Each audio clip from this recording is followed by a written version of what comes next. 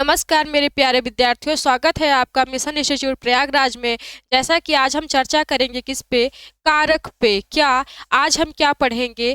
कारक पढ़ेंगे। तो आइए चलते हैं, कारक को देखते हैं। कारक किसे कहते हैं? कारक क्या होता है? कारक किसे कहते हैं? कारक क्या होता है? फिर कारक का अर्थ ही क्या है? कारक का अर्थ क्या है? कारक का अर्थ है क्रिया को करने वाला। कारक का अर्थ है क्रिया को करने वाला। संज्ञा अथवा सर्वनाम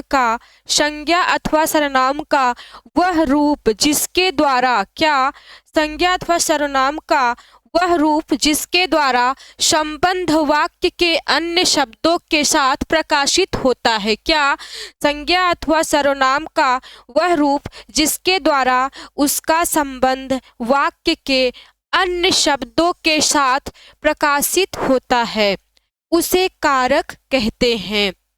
वाक्य में जितने संज्ञा या सर्वनाम शब्द होते हैं, वाक्य में जितने संज्ञा या सर्वनाम शब्द होते हैं उतने कारक चिन्ह भी होते हैं। वाक्य में जितने संज्ञा या सर्वनाम शब्द होते हैं उतने कारक चिन्ह भी होते हैं। जैसे एग्जाम्पल में, राम ने सत्य पर विजय प्राप्त करने के लिए रावण से युद्ध किया। राम ने सत्य पर विजय पाने के लिए किससे युद्ध किया? रावण से युद्ध किया। यहाँ आप देख रहे हैं कि एक विभक्ति, एक प्रसर्ग आपको यहाँ से राम ने कौन सा कारक? कर्ता कारक। किस पर? सत्य पर। फिर उसके बाद विजय पाने के लिए? विजय पाने के लिए किससे युद्ध किया? रावण से युद्ध किया। किससे? रावण से युद्ध किया। तो मेरे प्यारे विद्यार्थी, आप देख पा रहे हैं यहाँ पे एग्जाम्पल में आपको मिला, राम ने सत्य पर विजय प्राप्त करने के लिए रावण से युद्ध किया। यहाँ पे आप देख रहे हैं राम ने कर्ता कारक सत्य पर, इसके जहां पर आ जाए वो क्या होगा? अधिकरण। विजय प्राप्त करने के लिए विजय प्राप्त करने के लिए उसके बाद रावण से युद्ध किया। रावण से युद्ध किया। तो आगे बढ़ते हैं अब विभक्ति और प्रसर्ग के बारे में। विभक्ति और प्रसर्ग के बारे में, हिंदी में दो प्रकार की विभक्ति होती है। हिंदी में दो प्रकार की विभक्ति, संश्लिष्ट और विश्लिष्ट। संश्लिष्ट और विश्लिष्ट। संश्लिष्ट का क्या अर्थ होता है? सम धन श्लिष्ट। सम धन श्लिष्ट। सम मतलब समान, और श्लिष्ट चिपका हुआ। किसके समान चिपका हुआ? श्लिष्ट के समान। संश्लिष्ट का अर्थ निकल के आता है चिपका हुआ। फिर उसके बाद विश्लिष्ट क्या है? अलग चिपका हुआ। इस बी का अर्थ क्या देता है? अलग। और यहाँ पे सम का समान के समान, यहाँ पे से अलग। विश्लिष्ट का अर्थ है अलग चिपका हुआ, संश्लिष्ट का है के समान चिपका हुआ।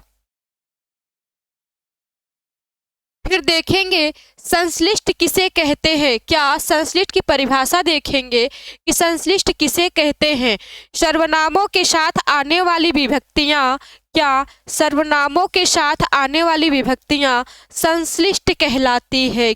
सर्वनामों के साथ आने वाली विभक्तियां संश्लिष्ट कहलाती हैं, अर्थात यह सर्वनामों के साथ जुड़ी होती हैं। तो मेरे प्यारे विद्यार्थी, बार बार सर्वनाम आ रहा है, तो सर्वनाम हम कैसे? आपको पता है कि संज्ञा के स्थान पर प्रयुक्त होने वाला जो शब्द होता है क्या कहलाता है? सर्वनाम कहलाता है। संज्ञा के स्थान पर प्रयुक्त होने वाला जो शब्द होता है उसे सर्वनाम कहते हैं। तो एग्जाम्पल में आपको मिला, उसने ढोलक बजाया। उसने ढोलक बजाया। किसने ढोलक बजाया? उसने बजाया। तो यहाँ आप देख रहे हैं जो यहाँ पे उसने ढोलक बजाया, उसने क्या है, ये सर्वनाम है। क्या, ये सर्वनाम है। और सर्वनामों के साथ आने वाली विभक्तियाँ संश्लिष्ट कहलाती हैं, यह सर्वनामों के साथ जुड़ी होती हैं। ढोलक किसने बजाया, उसने बजाया, यहाँ पे क्या साथ में जुड़ी है। फिर आप देख रहे हैं विश्लिष्ट, संज्ञाओं के साथ आने वाली, क्या संज्ञाओं के साथ आने वाली विभक्तियां विश्लिष्ट होती है। क्या विश्लिष्ट होती है, अलग होती। यहाँ पे देखे आपने उसने, उसने यहाँ उसी में जुड़ा था, लेकिन यहाँ पे क्या बात, संज्ञाओं के साथ आने वाली विभक्तियां विश्लिष्ट होती है, क्या अलग होती हैं, अर्थात यह संज्ञा से अलग रहती हैं। अलग मत कैसे, अलका ने खाना अलका ने ढोलक बजाया। क्या अलका ने ढोलक बजाया। तो यहाँ पे जो अलका आपको मिला, उसके बाद परसर्ग हमें क्या मिला, ने मिला। आप देख रहे हैं संज्ञा से आपका जो परसर्ग है अलग हो गया है, और यहाँ पे सर्वनाम के साथ संश्लिष्ट जो परसर्ग आपको मिला वो साथ में जुड़ा हुआ है। यहाँ किसने ढोलक बजाया, अलका ने बजाया। अलका अलग है, ने आपका परसर्ग अलग है। यहाँ पे परसर्ग उस सर्वनाम के साथ जुड़ा हुआ था। अब बात करते हैं हिंदी में कारक के कितने भेद होते हैं। हिंदी में कारक के 8 भेद होते हैं। कितने भेद होते हैं, 8 भेद होते हैं। कौन कौन से, कर्ता, कर्म, करण, संप्रदान, अपादान, संबंध, अधिकरण, संबोधन। पहला, दूसरा, तीसरा, चौथा, पांचवा, छठा, सातवां, आठवां। 8 कारक है यहाँ पे। कर्ता, यहाँ पे हमने दिखाया कारक, परसर्ग और विस्तार। ये परसर्ग क्या है, चिन्ह है आपके। क्या चिन्ह है, किसके, कारक के चिन्ह है।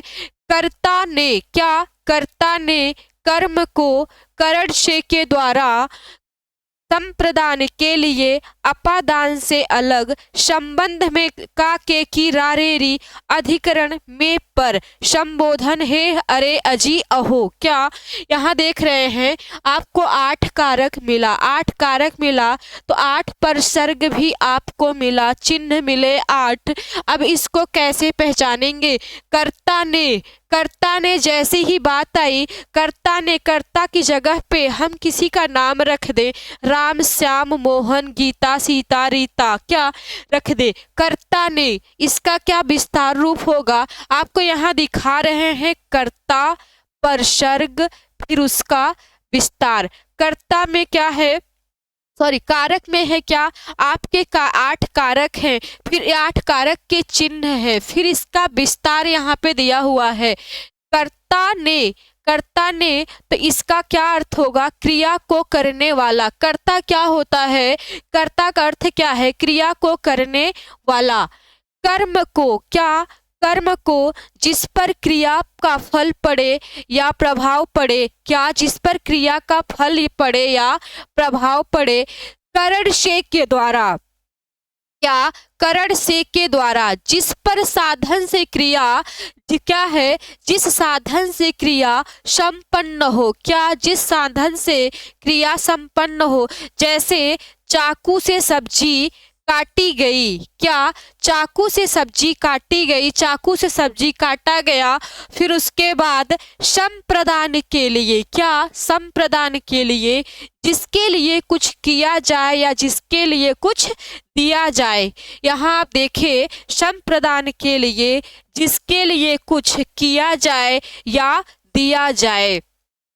फिर बात करते हैं अपादान से अलग। क्या अपादान से अलग, जिससे अलग या पृथक हुआ या तुलना की जाए या लज्जा या दूरी की बात की जाती है। फिर बात करते हैं संबंध का। क्या संबंध का परसर्ग पूछे तो का के की रा रे री। क्या का के की रा रे री, जिसका संबंध क्रिया के अतिरिक्त अन्य पदों पर पड़ता है। क्या जिसका संबंध क्रिया के अतिरिक्त अन्य पदों पर पड़ता है। फिर बात करते हैं अधिकरण। क्या अधिकरण में परसर्ग देखेंगे में और पर। यहाँ पे जिस स्थान जिस स्थान या आधार पर क्रिया की गई हो, जिस स्थान या आधार पर क्रिया की गई हो, कह सकते हैं एग्जाम्पल के तौर पर कि सड़क पर बहुत भीड़ है। क्या सड़क पर बहुत भीड़ है, तो कहाँ पर भीड़ है? सड़क पर। जो ये पर आया, क्या जो यहाँ पे पर मिला, ये क्या है? अधिकरण है। ये परसर्ग बताता है कि कौन सा कारक है? अधिकरण कारक है। फिर बात करते हैं संबोधन। संबोधन में यहाँ पे हे, अरे, अजी, अहो, जिस संज्ञा या सर्वनाम से पुकारा या बुलाया जाए या सावधान किया जाए। अजी सुनते हो, हे भगवान। फिर उसके बाद हम यहाँ देखते हैं, एक बार इसको हम फिर से देखना चाहेंगे कि हिंदी में कारक कितने होते हैं। हिंदी में 8 कारक होते हैं। क्या हिंदी में 8 कारक होते हैं? कैसे याद रखेंगे इसको? कर्ता ने कर्म को, क्या कर्ता ने कर्म को करण से के द्वारा संप्रदान के लिए अपादान से अलग संबंध में का के की रारेरी अधिकरण में पर संबोधन है अरे अजी अहो। फिर यहाँ पे देखेंगे विस्तार में क्रिया को करने वाला। फिर कर्म की बात करेंगे जिस पर क्रिया का फल या प्रभाव पड़े। जिस साधन से क्रिया संपन्न हो, या फिर उसके बाद जिसके लिए कुछ किया जाए या दिया जाए। फिर बात करते हैं जिससे अलग पृथक हुआ या तुलना किया जाए। जैसे अपादान में पेड़ से पत्ते गिरते हैं, बिल्ली छत से कूदी, लड़का छत से गिरा, ये क्या है? अलग हुआ।